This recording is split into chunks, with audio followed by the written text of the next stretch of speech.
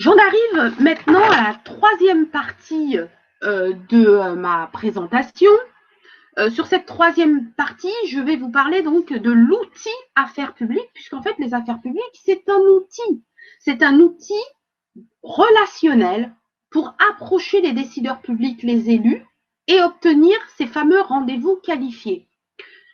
Une entreprise innovante classique qui vend à une autre entreprise privée aura tendance à avoir une démarche commerciale classique.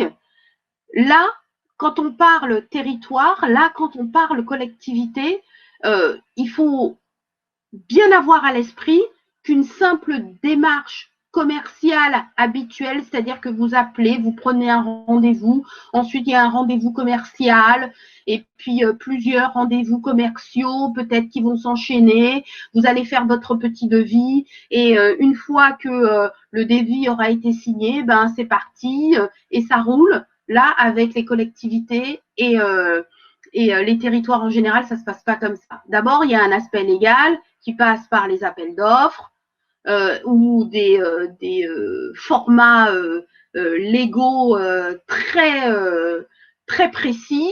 Et ça, nulle entreprise qui veut vendre à une collectivité ne peut y échapper. Sauf que la vérité, c'est que la vente, en réalité, ne se joue pas au moment de l'appel d'offres. La vente, elle se joue bien en avant de l'appel d'offres. Et pour ça, il faut avoir mis en œuvre un certain nombre d'outils. Et notamment, quand il s'agit de territoires de collectivité, l'outil affaires publiques. Alors, je vais successivement dérouler un certain nombre de points d'idées qui me semblent très importants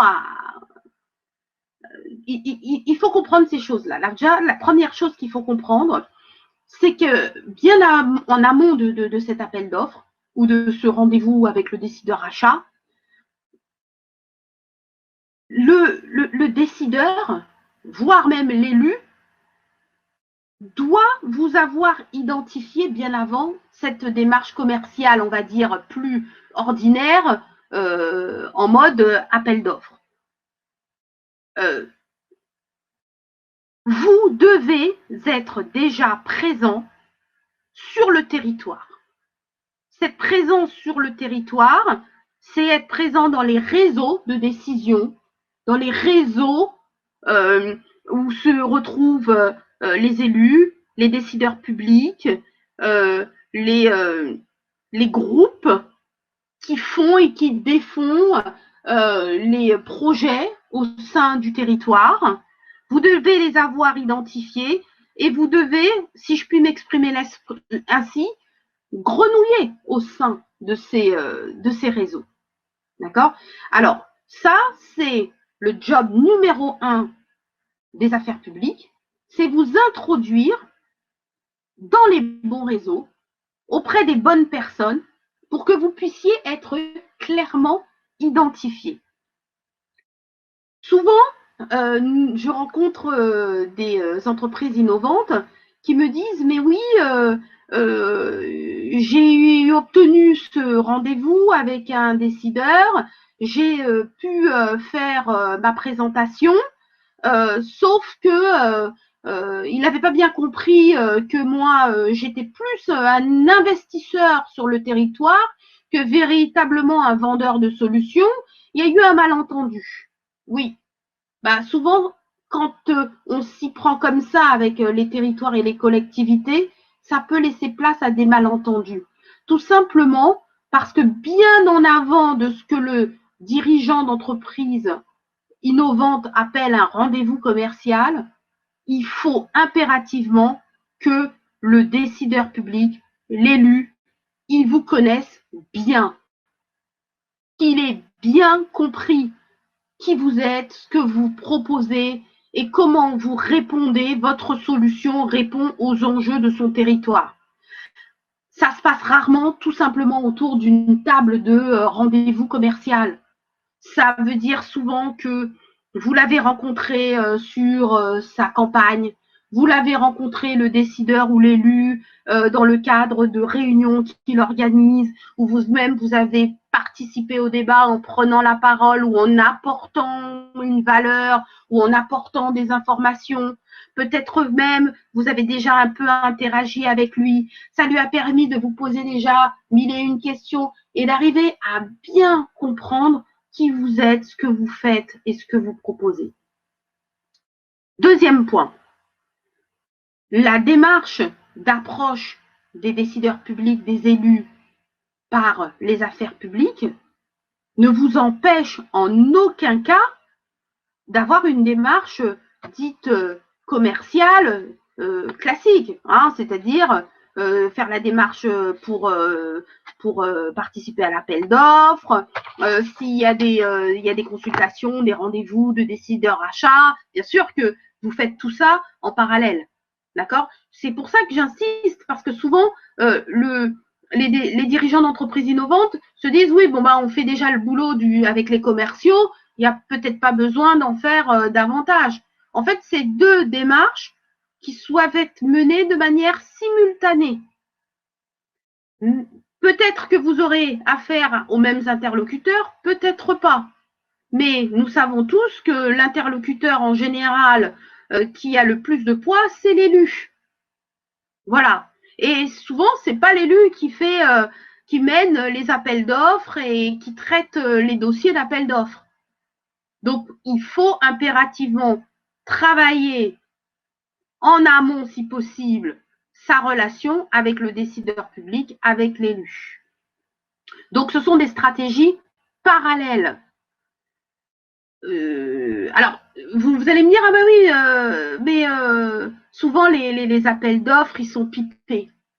Mais en fait, en réalité, non. Les appels d'offres ne sont pas pipés. Simplement, ce qui se passe souvent, c'est que vous êtes en face de concurrents qui ont fait le boulot d'affaires publiques en amont.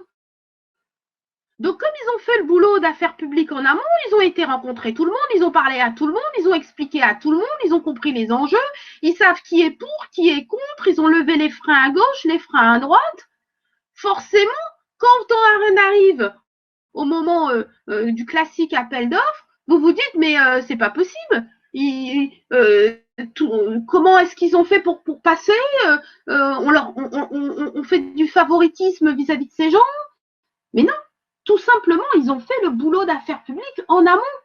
Donc, quand ils arrivent au moment de l'appel d'offres, ben, on n'est pas en train de découvrir ce qu'ils peuvent proposer. Et souvent, comme on sait quels sont les éléments précis qu'il y a dans leur solution, ben, ça correspond du coup vachement bien à ce qui se trouve dans l'appel d'offres. Donc, ça donne l'impression que les dés sont pipés, ça donne l'impression qu'on fait du favoritisme, qu'on donne un avantage, mais en fait, un appel d'offres, c'est extrêmement contrôlé. En aucun cas, la collectivité peut se permettre de faire n'importe quoi. Si il est prouvé que l'appel d'offres est pipé, la collectivité les élus, les décideurs peuvent subir des poursuites. Donc, c'est pas que les dés sont pipés, c'est que le boulot d'affaires publiques a été fait en amont et parfois même très en amont. Donc, il ne faut pas oublier cette dimension-là. Alors, est-ce qu'à ce stade, vous avez des questions ou des interrogations? N'hésitez pas à me mettre cette information dans le chat. Qui a déjà eu le sentiment d'être tombé sur un appel d'offres pipé?